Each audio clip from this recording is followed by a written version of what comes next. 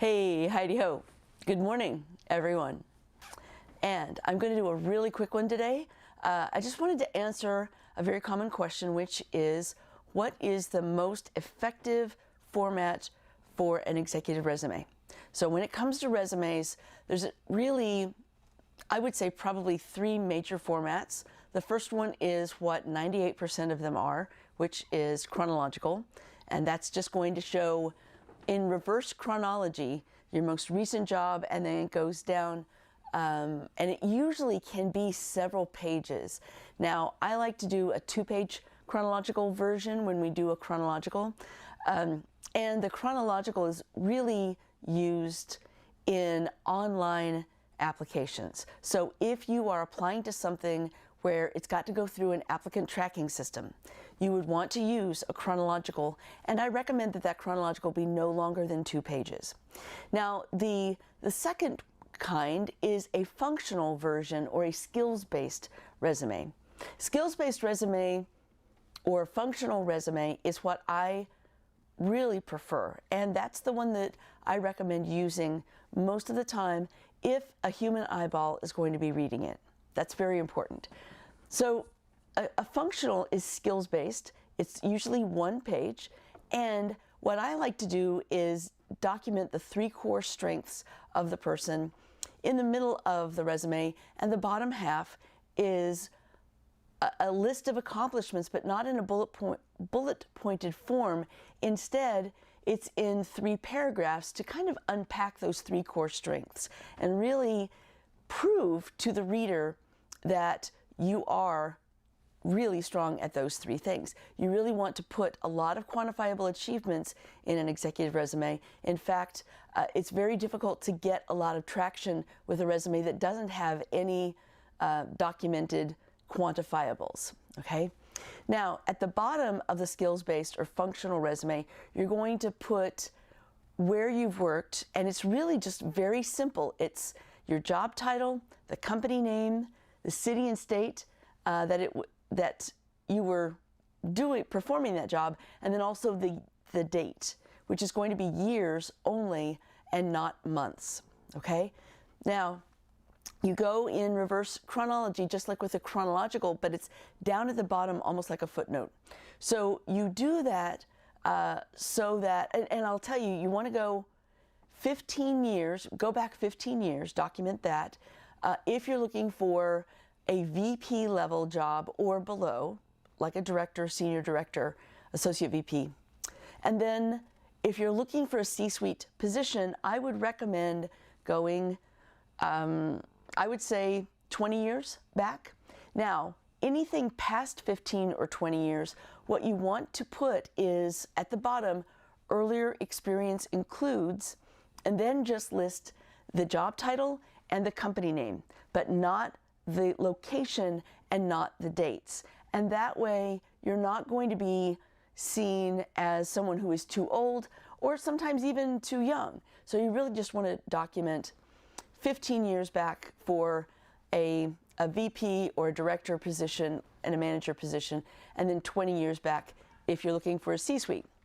Now, something else too is that with that skills-based resume, that functional resume, you can put achievements that you're really proud of that happened 15, 20 years ago, and you can put those right next to the ones that happened last year or this year. So you're actually telling more of a narrative story, and the summary paragraph up at the top of the resume of either of those kinds, that summary paragraph is really written in first person. It's almost like a cover letter. So many times when our clients have that written for them, they don't even include a cover letter because it serves as the cover letter. So I would recommend that you pick up the 5-pack sample resumes, and you can find the link in the description. You'll be able to get 5 different functions. I think we've got like sales, marketing, operations, finance. I'm trying to remember all of the different ones. But you should be able to find something that's pretty close to the type of role that you're looking for.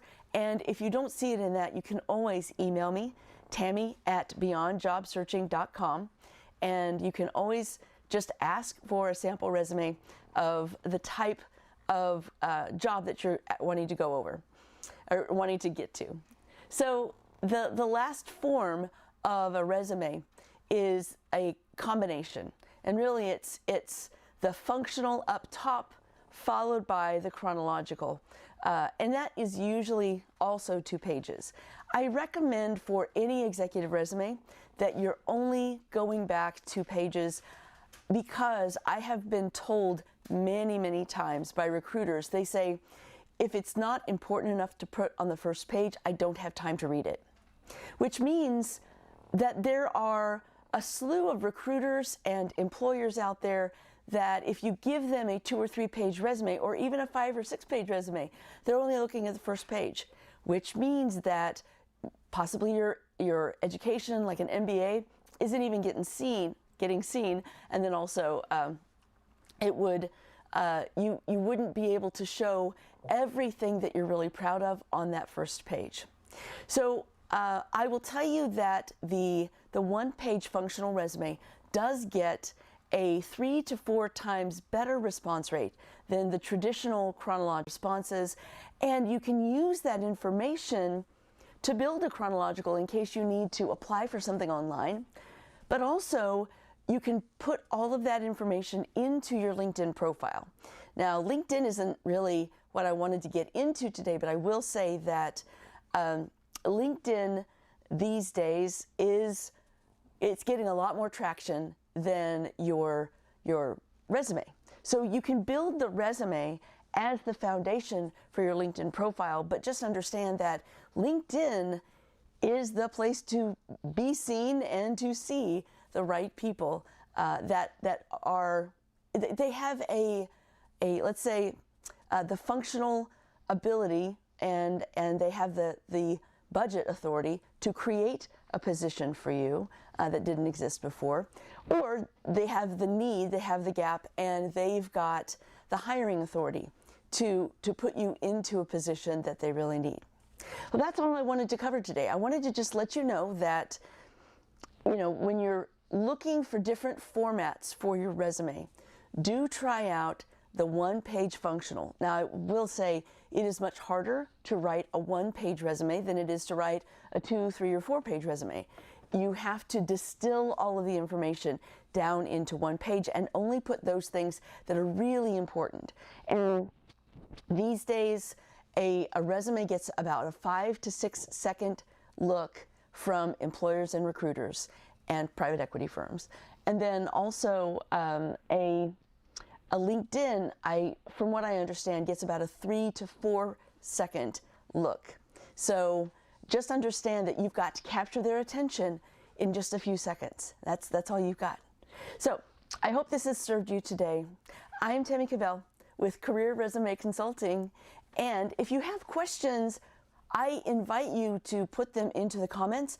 I can cover those on one of my upcoming short live streams in the mornings. So I look forward to answering those. So please let me know what kind of questions you have about your search, about your resume, about your LinkedIn profile, and I would be very happy to address those. Again, I'm Tammy Cabell with Career Resume Consulting, and thank you for watching.